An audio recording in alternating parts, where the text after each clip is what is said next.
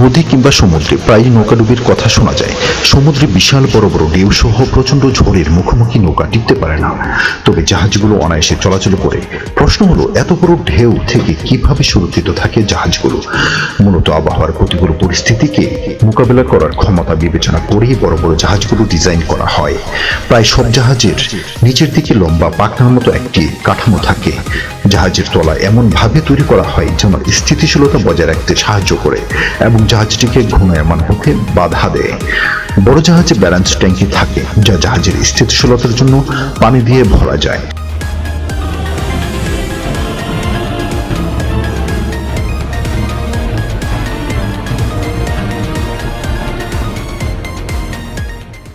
সমুদ্রের প্রতিকূল অবস্থা তৈরি হলে এই ট্যাঙ্কিগুলো আংশিকভাবে পানি দিয়ে পূর্ণ করা হয়।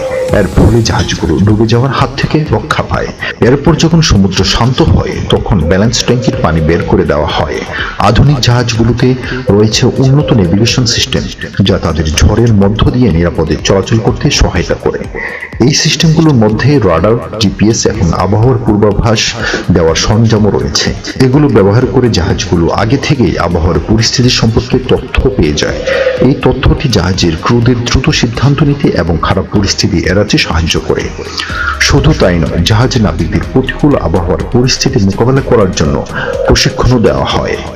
দক্ষ এবং অভিজ্ঞ নাবিকরা জানেন কিভাবে ঢেউ ও ঝড়ের প্রভাব কমাতে জাহাজের গতিপথ ব্যালেন্স ট্যাঙ্কগুলোর মাধ্যমে সমন্বয় করতে হয়।